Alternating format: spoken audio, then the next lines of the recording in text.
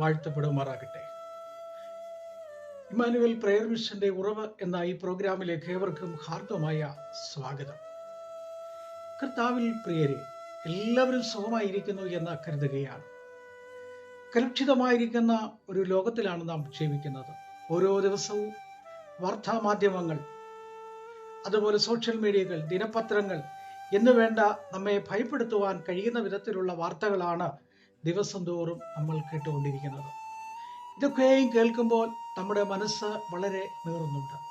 നമ്മുടെ കണ്ണുകൾ പലപ്പോഴും നിറയാറുണ്ട്. നമ്മുടെ കാലുകൾ ഇടറുമോ എന്ന് തോന്നിപ്പോകാറുണ്ട്. നമ്മുടെ ചിന്തകൾ മരവിക്കുന്നതായിട്ട് തോന്നാറുണ്ട്.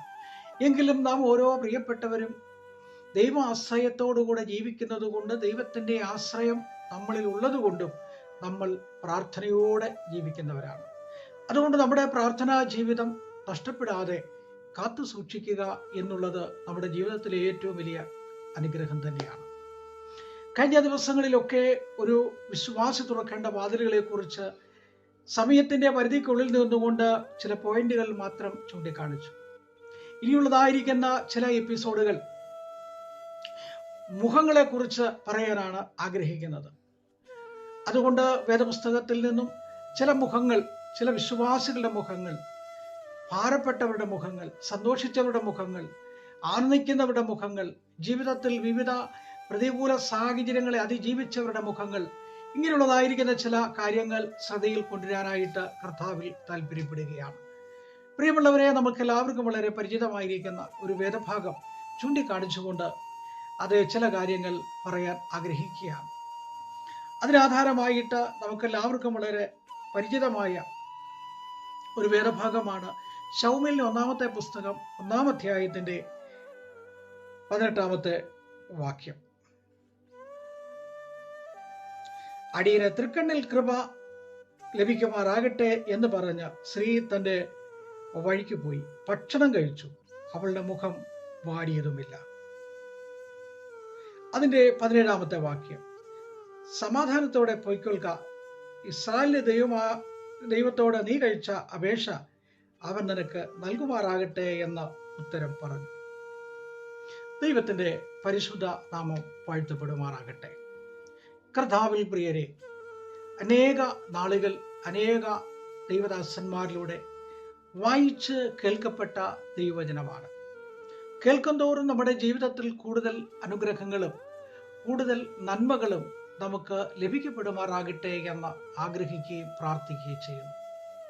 ഇവിടെ വായിച്ചതായിരിക്കുന്ന വേദഭാഗം ഒരു ഭാര്യയുടെ അവസ്ഥയാണ്, ഒരു സഹോദരിയാണ്, ഒരമ്മയ്ക്ക് വേണ്ടിയുള്ള പ്രാർത്ഥനയാണ്. എൽക്കാന എന്ന് പറയുന്ന ഒരു മനുഷ്യന്റെ ഭാര്യയാണ്. എൽക്കാനയ്ക്ക് മറ്റൊരു ഭാര്യയുണ്ട്, പെനീന. അദ്ദേഹത്തെക്കുറിച്ച് പറയും ധനികനായ ഒരു മനുഷ്യൻ, ജ്ഞാനത്തിലും വിവേകത്തിലും സമ്പന്നതയിലും സൗഭാഗ്യകരമായ ജീവിതത്തിന്റെ എല്ലാ മേഖലകളും തന്നിൽ നിക്ഷിപ്തമായി നിൽക്കുന്ന ഒരു വ്യക്തിത്വം. ആ കുടുംബത്തിലാണ് താനിപ്പോൾ ആയിരിക്കുന്നത്. അവിടെ ഒന്നും ഒരു കുറവില്ല.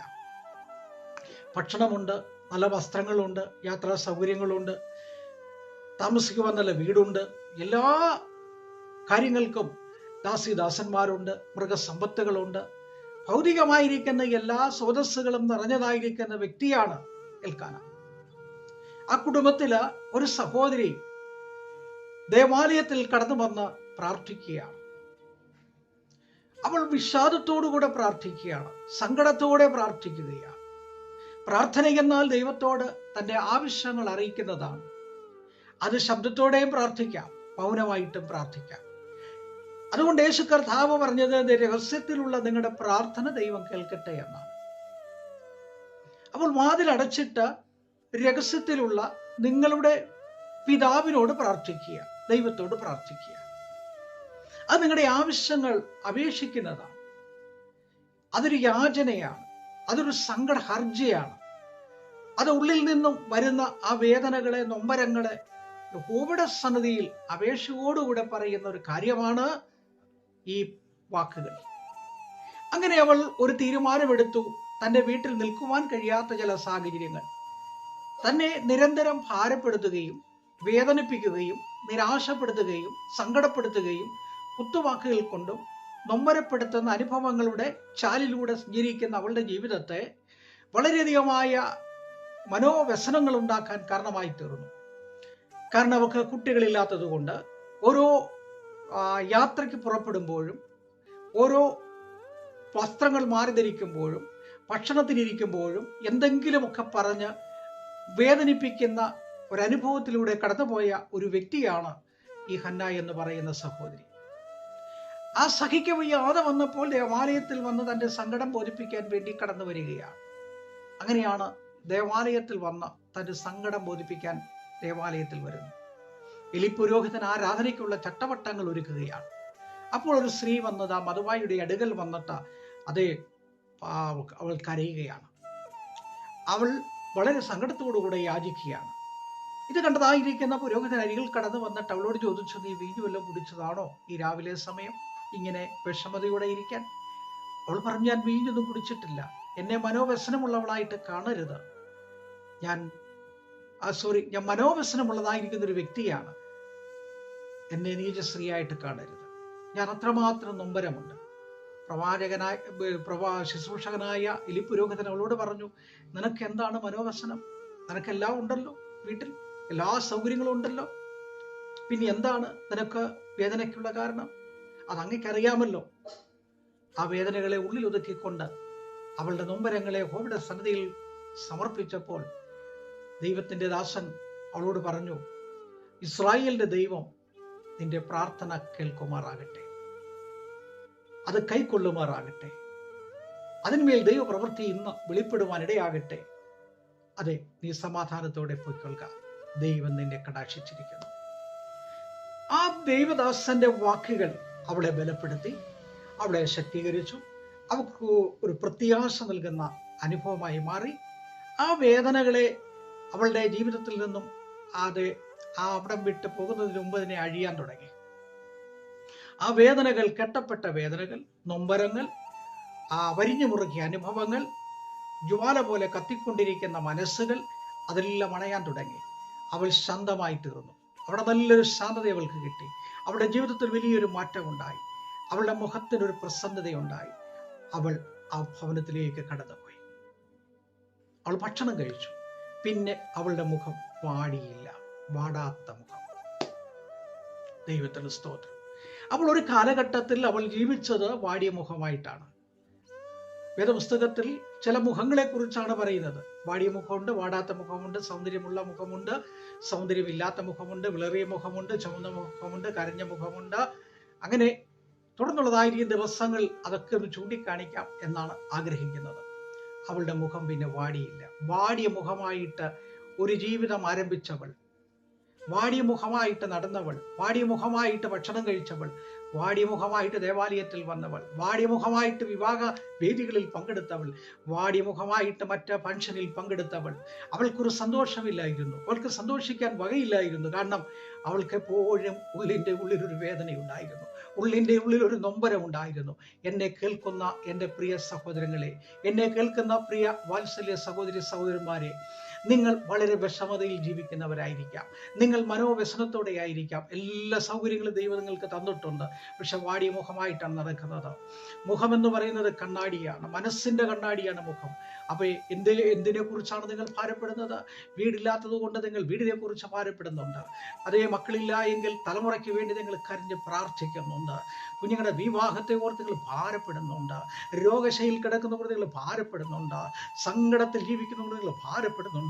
ജീവിതത്തിന്റെ എല്ലാ മേഖലകളിലും നിങ്ങൾ തളർന്നുകൊണ്ടിരിക്കുകയാണ്, നിങ്ങൾ ക്ഷീണിച്ചുകൊണ്ടിരിക്കുകയാണ്, നിങ്ങൾ ഭാരപ്പെട്ടുകൊണ്ടിരിക്കുകയാണ്. നിങ്ങളുടെ ജീവിതത്തിൽ വലിയൊരു മാറ്റം ആവശ്യമല്ലേ? ഒരു വിടുതൽ ആവശ്യമല്ലേ? അവളുടെ മുഖം പിന്നെ വാടിയതേയില്ല. അതെ, ദൈവസന്നിധിയിൽ വരുന്നവർക്ക് പ്രത്യാശയുണ്ട്. അവരുടെ കണ്ണുകളിൽ നിന്ന് കണ്ണുനീര് തുടയ്ക്കും, വേദനകൾ മാറും, ആശ്വാസമുണ്ടാകും, സമാധാനമുണ്ടാകും, പ്രത്യാശ ഉണ്ടാകും. ഈ അനുഭവം നിങ്ങളുടെ ജീവിതത്തിൽ എന്നും നിലനിൽക്കണമേ എന്ന് ആഗ്രഹിച്ചുകൊണ്ട് നമുക്കൊരുമിച്ച് ഒരുമയോടുകൂടെ പ്രാർത്ഥനയ്ക്കായിട്ട് പാദപീഠത്തിലേക്ക് വരാം. നിങ്ങളെ തകർക്കുന്ന വിഷയം ഏതുമാകട്ടെ, ബാധ്യതകൾ ഏതും ആയിക്കൊള്ളട്ടെ, ഭവനത്തിൻ്റെ വിഷയം ഏതും ആയിക്കൊള്ളട്ടെ, കിടക്കുന്ന രോഗിയുടെ അവസ്ഥയാകട്ടെ, ഇരിപ്പ് രോഗിയാകട്ടെ, നടപ്പ് രോഗിയാകട്ടെ, തളർന്നു കിടക്കുന്ന അവസ്ഥയാകട്ടെ, സാമ്പത്തികമായി എല്ലാ മേഖലകളും അടയപ്പെട്ട വ്യക്തിയാകട്ടെ. ഇനി എന്ത് ചെയ്യുമെന്ന് ഓർത്തുകൊണ്ട് ആത്മഹത്യപരമായിരിക്കുന്ന അനുഭവങ്ങളെ മുന്നിൽ കണ്ടുകൊണ്ട് ഓരോ ചലനങ്ങളും വേദനയോടുകൂടെ നയിക്കുമ്പോൾ യേശുവിൽ നിങ്ങൾക്കൊരാശ്വാസമുണ്ട്. യേശു പറഞ്ഞു, നിങ്ങളുടെ ഭാരം എൻ്റെ മേൽ വെച്ചുകൊള്ളുക, ഞാനത് ചുമക്കും. ഇന്ന് നമുക്ക് ആ ഭാരങ്ങളെ യഹോവയിൽ വെക്കാം. അവൻ നമുക്ക് വേണ്ടി വലിയ കാര്യം. അവളുടെ മുഖം പിന്നെ വാടിയതേയില്ല. വാടിയ മുഖം മാറി, പ്രസന്നതയും സന്തോഷവും കിട്ടി. 1 വർഷം കഴിഞ്ഞപ്പോൾ ആ പ്രാർത്ഥനയുടെ ഫലവുമായിട്ട് പ്രവാചകന്റെ അരികിൽ കടന്നു വന്നു. എലി പുരോഹിതനോട് പറഞ്ഞു, ഞാൻ ഇതിനു വേണ്ടിയാണ് ഞാൻ പ്രാർത്ഥിച്ചത്, ഈ കുഞ്ഞിന് വേണ്ടിയാണ് ഞാൻ കരഞ്ഞത്. എൻ്റെ തീരുമാനവും എൻ്റെ സമർപ്പണവും യഹോവ കണ്ടു. ഞാൻ യഹോവയുടെ നേർച്ച നേർന്നിരുന്നു. ആ നേർച്ചയാണിത്.